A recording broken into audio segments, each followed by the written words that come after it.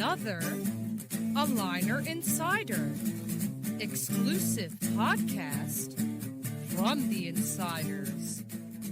Well, hello everybody in podcast land. This is Dean Steinman and Dr. Barry Glaser, and we are back with another podcast for you. We are very excited to have with us special guest today, Michelle Shimon, who is returning as a special podcast awesome person. And we're here to discuss what's going on in the world. It's May 11th, 2020. Welcome, Michelle. Welcome, Barry. How you guys doing today? Good. Thank you for having me again. I love being back with you guys. Oh, our pleasure. So, Michelle, you're located up in the beautiful Pacific Northwest. How's things up there? We're in New York, so things are a little foggy here. But I've heard the weather's been great. But as far as just mentality of the community and the practices, or even just what people thinking, what's going on up there as far as COVID and business. Yeah, I think a lot, very similar to a lot of the other country. We're definitely ready to get up and rolling, looking for the light at the end of the tunnel to continue to get a little bit brighter each day. But, we started out kind of as the epicenter out here in Washington, and we've done really well in managing this. And fortunately, we, did not have to utilize the field hospitals that they set up, and they were able to move those out to other states. But things are looking better. Awesome, good. This as the great Annie says, the sun will come out tomorrow. That's right. All right. So we're going to jump kind of right into it here, Michelle. So as an orthodontic, consultant, what kind of issues are your clients' practices facing right now? Let's talk about the practice that's in what we call a red light, yellow light. There's no green lights yet anywhere in the world per se, except, so right now practices that are in red light, status. What is it the main 2 or 3 issues that you see they're facing, and how are you helping them get past that as far as while they're closed? Yeah, great question. I think similar to most practices, one of the biggest, loudest challenges is really the unknown, and there's so much different information coming from different channels, and really not understanding how that translates to their practice today. So we're really just trying to look at all of the sources that we can to help guide them through the best for their practice, which is going to be very different than another practice they hear about online or social media. And really just keep their narrative and keep their focus internally for their own practice, because it can get so overwhelming right now. And that's what we're really finding out there. Sure can. So what are you seeing is the main question? Because obviously there's an underlying theme across the board for everybody. So the practices that are closed, we're telling clients from a marketing standpoint, well, you have to put yourself out there and just let the public know, either through a video or on your Facebook or what have you, that we're here for you. We're taking every step necessary. When we open this, we'll be doing this, this, and this. And, and just to give people the confidence if they do show up at XYZ office that safety is most important. So, from a public standpoint, that's fine. But how's the practice doing with the fact that they haven't made a penny in 2 months now, and obviously freaking out? And if they didn't get their PPP money or what have you, how are they dealing with that? Because there's a lot of different steps involved. How do they prioritize what they need to do while they're closed? Yeah, that's a really great question. And that's an area that we really focused from the very beginning with our practices, is to focus specifically on a high level of communication with our existing patients regarding their payments, and continue to process those. Of course, having empathy and flexibility when needed. Most importantly, focusing on continually processing those insurance payments. We don't know how long those policies and those jobs, everything was going to be in place. So bring in that revenue continually over this time. From the very beginning, I was a proponent of not simply just closing your doors, and really being very strategic about your team and the targeted areas that you were able to focus on during this time of closure. So we've really helped assist a lot of practices in that area, which gave them purpose during this time as well, which was really good in a time when they needed that purpose and that area of guided focus, if you will. You know, it's hard to lose focus when your world's crumbling around you. So, Right? So what are you doing, from your standpoint to help them focus and to help practices, stay the course? Well, a high level of communication with their team is number one. The team members are in just as much of an unknown. When are we coming back? And when we do come back, what is the focus going to be? And what are the new parameters? What's the new normal? And how can we make our team, most importantly, how can we make our team feel confident in coming back? Because if your team coming back isn't confident that the steps and the protocols that we're implementing, aren't to the highest caliber, they're not going to be able to deliver that message to your patients. So we've been working really extensively with our team members to feel confident to say, hey, listen, we have always taken the highest level of regard in our patient safety and in our team safety and in our PPE. And now, under the circumstances, we are taking additional precautions, and this is what this process will be. So we want the team to feel very confident, very safe, so that they can deliver that message to their patients.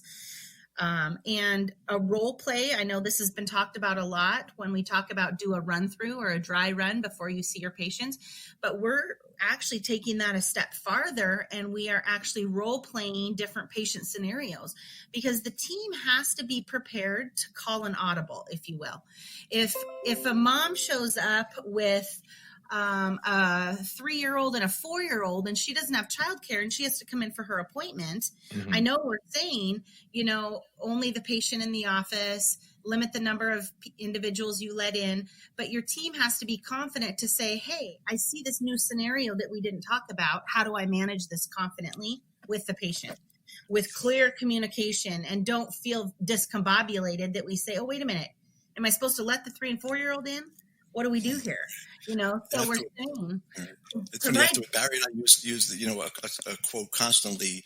You have to adapt or die, especially in business. Thanks to the great Billy Bean, we really love to quote here. But and this obviously is in such a crazy state that we don't know what the normal is, or the new normal, or what's going to happen tomorrow. So you have to adapt. So how does somebody even know what to do? What kind of forms of communication? Because most practices that are closed, like Dr. Glaser's office is right now, not open seeing new patients. What form of communication are they doing? And Barry, what are you doing there? As far as that, are you doing weekly Zooms? Are you doing just phone calls? Like, what is it that you're keeping the staff involved with, and how are they? What's the best way to communicate? With the staff, and how often, and what do you say? Is less more? Is more more? You don't want to freak them out, but at the same time, you have to understand what the severity of this, because how can you survive if you don't bring in new business? The only way a business gets to the next level is get new business. Mm-hmm. So, it's first and foremost is practices have to adapt to their existing patients and deal with triage when they can open, and then what happens moving forward there. So, what have you found as far as the best tools, or the best way? Obviously, everybody does Zoom or does some kind of Google, chat or whatever. Is there, do you do in-person practices doing? Do you do virtual? What have you seen from your clients? Are you asking me or Dr. Glaser? Oh, yeah. Mm-hmm. Michelle, we'll start with you. What have you seen the majority of your clients doing as far as how they're communicating with their staff on a continuous basis while they're in red light? Yeah, we're definitely recommending Zoom sessions or computer face-to-face, to visually see each other. And that's how we are able at this point to find that connection with the team members. And we're finding it's really valuable. I know with my business, I've never done as many Zoom sessions as I've done over the last, 8 weeks, but for the team members, even once a week, every 10 days, connect for 15, 20, 30 minutes, ask them on a personal level how they're doing, and give an update on where the practice is and what it looks like we might be headed in which direction. Keep them connected at some point with their job, with their team members, and with you as the business owner, is really important at this time. I mean, here, my company, Ortho Marketing, we have a daily, Google chat just to keep it updated. What's going on? Any news? Any practices that are opening? What's a good success story? Et cetera. Just because to communicate, because we used to be in an office setting together, and now the fact that we're not, it's a new world. So how do you communicate this information on a constant basis? Barry, what are you guys doing over there? So, from the trial and error. So today what is today? The 11th, May 11th. I don't even know what day out of the week it is. It's like crazy, but it's just like in such a fog. But so from trial and error, we closed our doors right around March 15th. Right off the bat, we found that FaceTime, which I thought would be easiest, really wasn't working. People's calls were being dropped and the audio issues. And so we went to Zoom really quickly, and it took maybe a week to get everybody comfortable with the platform. But Zoom is very stable as long as your staff has a computer. Which pretty much everybody does these days, or even a phone. I think that's worked well. So that platform has worked well. And for that platform, when I'm getting together with the entire staff, it's for generally one or two things, and it isn't that often. I would say probably once every 1 to 2 weeks, as Michelle suggested. So it's either going to be just social, maybe we'll do a little virtual happy hour. Michelle, you see all my cocktails. Yeah. I'm an alcoholic since this. But we'll just get together and just chat. I think everyone likes each other, and everyone so that's just kind of like a nice, maybe a 10-15 minute thing just to kind of catch up and say hi. And then if there's any kind of general announcement, so for example, when everyone went on furlough, there was sort of a general announcement. When I got the PPP funding and I put everybody back on payroll, that was an announcement.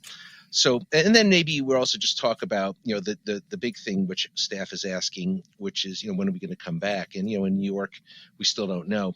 So Zoom has worked really well for that. And then from an individual standpoint, there's specific things that, it doesn't really need to, not that we're having any secrets, but we don't really need to sort of have a whole staff conversation if I'm just speaking to my financial coordinator or like, for example, today, this has been a really good, by the way, trying to look for silver linings, Michelle. We've been spending the last couple of months cleaning up our email list because it's just amazing. You send out a mass email and you get like 20 or 30 that get bounced back. And some of them were just entered wrong, or maybe patients have changed. So we've been sending out emails to patients, again, not trying to drive them crazy every 2 to 3 weeks, but we've also updated our email list. We just sent out a batch this morning, and I think maybe only one bounced back. Oh, and by the way, too, something to talk about is I learned the hard way that when you send out a whole bunch of emails at the same time, if your practice management software doesn't allow you to do this and you're sort of, let's say, copying and pasting from a database and then sending it via Outlook, make sure you send them as a BCC, as a blind carbon copy. Because if you just send out a group email, it's a HIPAA violation, which actually we made a mistake the first time, not really thinking about that. And, everybody got everybody's emails. So if you send it out as a blind carbon copy, only you could send them out all at once, but only, each patient will only see that they're getting the email. So we've been doing that. But in getting back to the staff, so it's been sort of one-on-one communication for specific jobs, like contacting patients, canceling appointments, contacting patients to try to arrange for curbside pickup of aligners and that kind of stuff. And that's been either just a phone call or maybe a text message back and forth. And I think those platforms seem to be working well. Anything that I'm missing there, Michelle, that you would recommend? No, I think that high level of communication is key, and providing that guidance to each individual team member for what they can be targeted on and focused on is really important. You're doing well done on that. Great job. Yay. All right, so now let's talk about learn the hard way, right? Well, let's just move a little bit forward now. And practices, many states are in the yellow light district, and they are able to, their doors are open and they're potentially seeing new patients or at least seeing existing ones. What issues are you finding with that, Michelle? Because, obviously from a social distancing standpoint, practice that, just say, let's use round numbers, can see in a full house, see 10 people at a pop.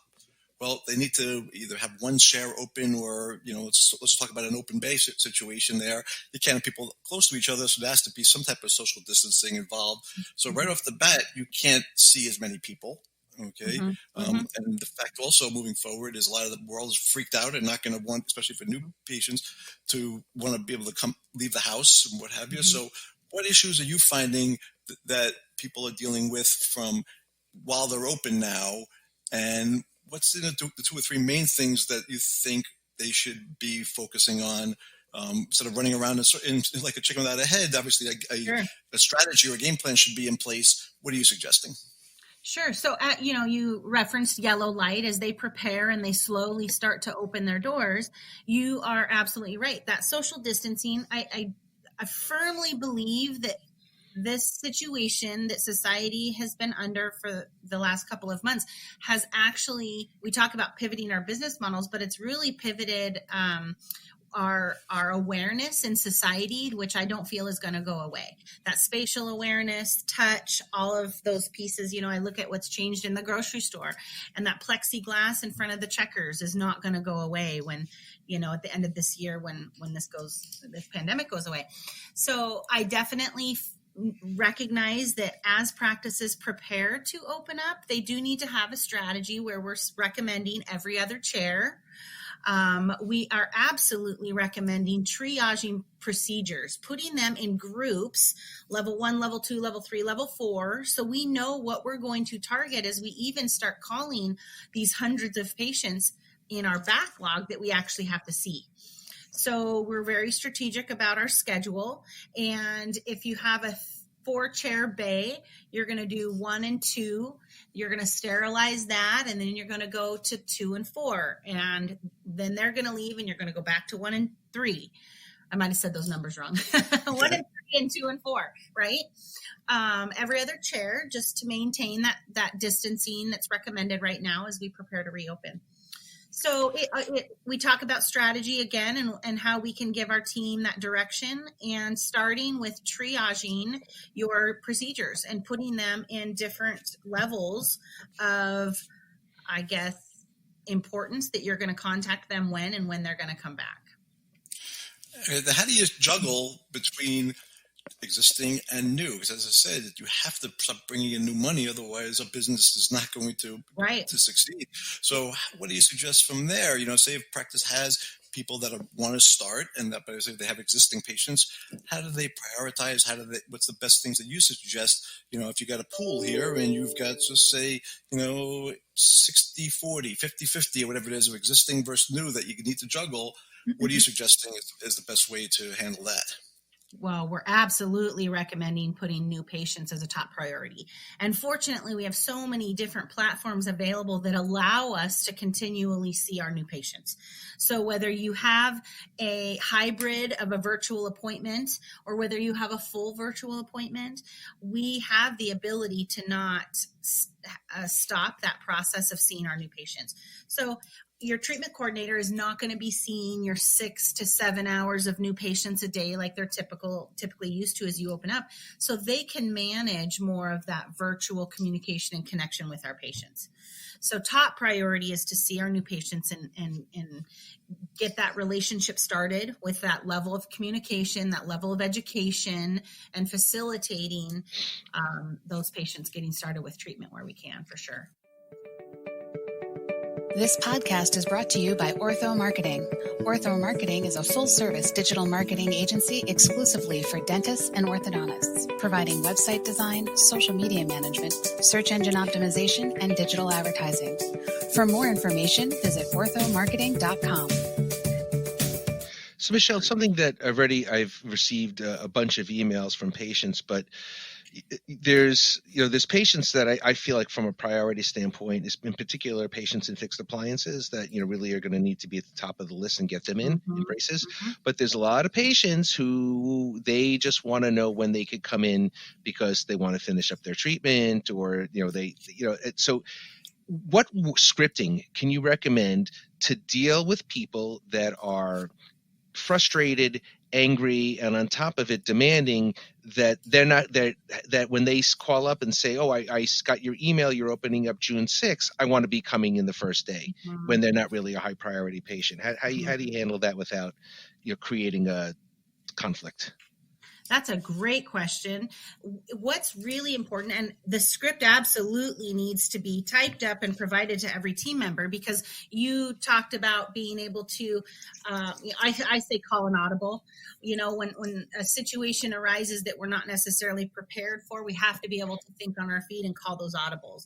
And right now, it's really important that your patients get the reassurance from you as their orthodontist that their treatment is progressing as you expect, and to be able to not take on that responsibility yourself to say, we're choosing not to see you right now. Mm-hmm. We want to be able to say, at this point, we have very strict guidelines and limitations on what procedures and what appointments we can see and how we see those procedures.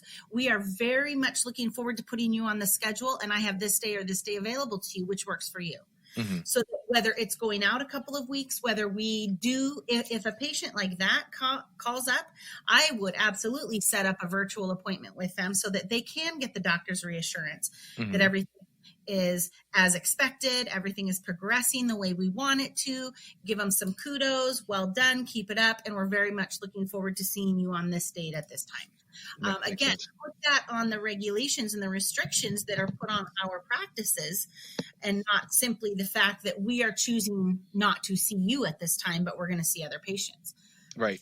Makes sense, because I'm sort of worried about the wording of that email that goes out, that says, we're going to be open on a certain date. We're going to be prioritizing patients by need. And I think that's the worst thing to do, because, everybody is going to say that they need an appointment. Like, for example, I have a patient, she's in braces for a while. She's got impacted canines, and, they're anxious to come in. But I mean, if she comes in on June 6th, or if she comes in on June 13th, it's really, like from a clinical standpoint, it's not a problem, but the mom's already pushing to know when she can get in. So I like the idea of saying that at this point where we have certain strict guidelines on what procedures can be done at what time. I like that.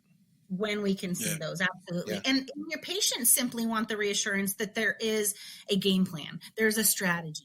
Not the fact that they have to be the advocate to say, I've got to fight to get myself in. Right. They can rest assured we have a very solid strategy and game plan in place. We have limitations on what procedures we can see and when.